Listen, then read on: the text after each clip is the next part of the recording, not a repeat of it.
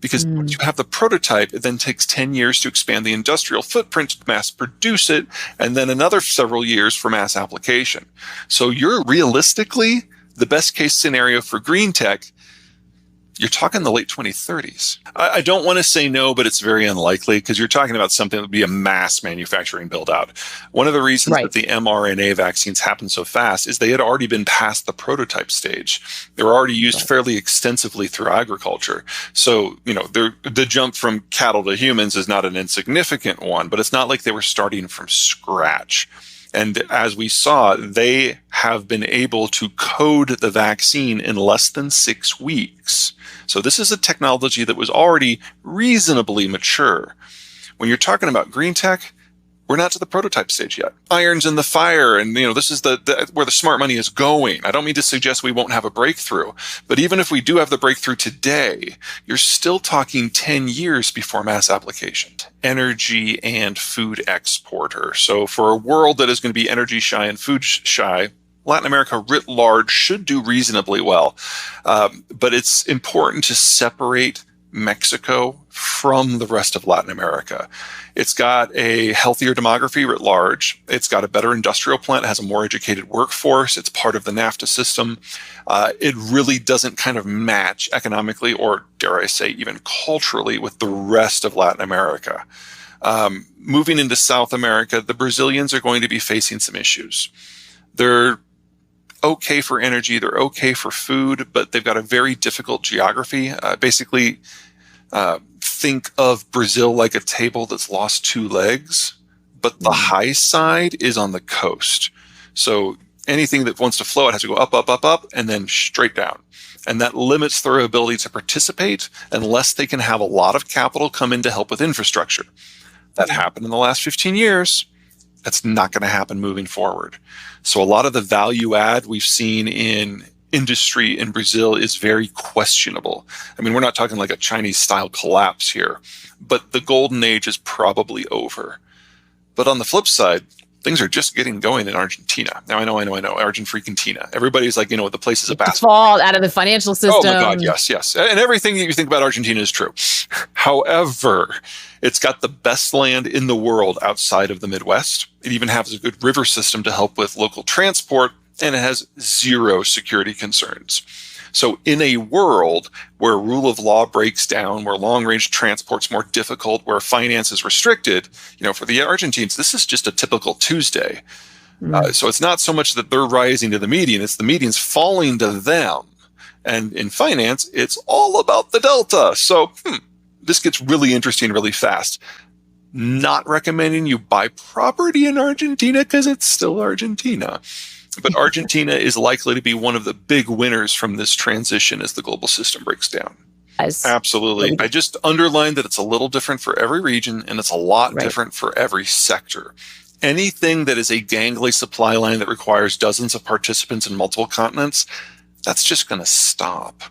And so if that's an industry you care about, you need to look at how countries are resourcing product production to their own localities. We're probably going to have a series of regional trading systems with very little interconnection between them. You'll probably have a French-centric one in Western Europe. You'll probably have a Turkey-centric one in the Middle East and Southeast Europe. You'll probably have the Japanese reaching out to a whole lot of folks, but because of their demographics, they're going to do it with trade and money instead of warships. This is a good thing. And then, of course, the Western Hemisphere is kind of its own thing. There are definitely, let's call it a relative winner. A couple things to keep in mind about Japan. Number one, they've got the world's second most powerful Navy. So they have a capacity to reach out in a way that very few countries can, really only a half a dozen. Second, you're absolutely right. This is the first country to go through that demographic transition. For them, it started in the 80s, and it's well past the point of no return. But it's gone at such a slow rate, and the Japanese have been able to adapt their policies to it. One of the reasons that we all think of Japan as an automated robotic place is because this is a conscious choice. As they deal with fewer and fewer workers and consumers, they've had to automate. Now, they've done this under the aegis of the American-led globalized system, and that has allowed them to do things over 30 years that other countries are going to have to do over like 5. And they realize that they can no longer be a power unto themselves. So two things come from that. Number one, they have a program that's basically build where you sell. And they use foreign investment to go into countries with healthier demographics and construct their products there. Is that they've realized that they can't do this by themselves. And so they've made the conscious strategic choice for permanent long-term alignment with the United States. And they did that successfully when Trump was president. They are the only country in the world that has been able to get along well with both Trump and with Biden. They basically bought their way in, and it's working for them. On our road from Bill Clinton to W. Bush to Obama to Trump to Biden, we've become more and more economically nationalist. And if that were to change, it would matter. But I don't think the American population at the moment is interested in engaging with the rest of the world economically. I just don't think that's even in the cards. And I think Apple's decision to start pulling out of China is kind of the quintessential example, because they were always the furthest, the most extreme when it comes to doubling down on the East Asian system. Ooh, that's a good one. I think we're seeing some of that. Part of that is environmental and social governance shifts, which do give the workers a bigger say and do give consumers a bigger say. But the core issue is going to be demographic. We are in the middle of a worker bust between the boomers retiring, large generation, and the Zoomers entering the workforce, small generation. We're currently at a gap of about 400,000 shortage workers, or a shortage of 400,000 workers per year. You would think that would give a lot more negotiating power to workers. The only reason I don't want to underline that, I'm not quite sure, is because we are coming out of COVID and everything has yet to settle.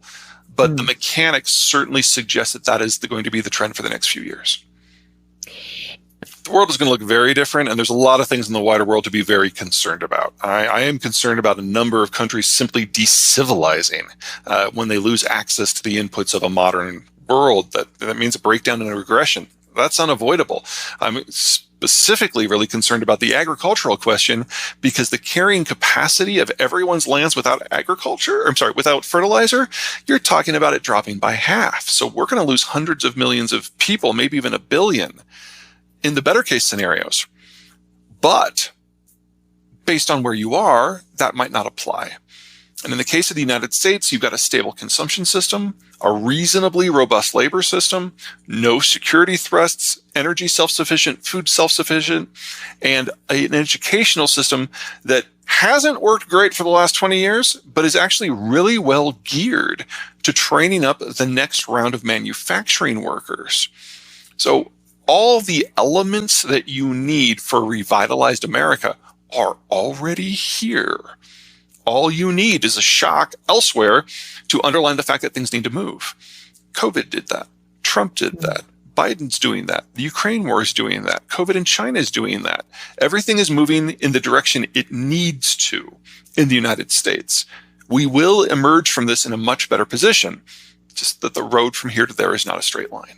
You've got over 1 billion people that simply cannot be fed with the land's quality and with the inputs that are going to be available. It is by far the country that is going to suffer the most. Other countries that are dependent upon international interactions for trade and for capital, I'd say Korea and Germany are at the top of that list for slightly different reasons. I don't see how the Germans make this work.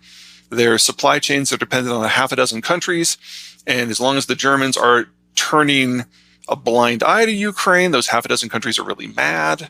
But if the Germans start acting like everyone says that they want to, and they want the Germans to rearm and put troops in Poland to fight the Russians, we've seen this movie before. I don't see a good path out of this for Germany that is positive. For the Koreans, by the numbers, everything's worse. But if there's one thing I've learned in my life, it's never underestimate the Koreans. They can make hay out of anything.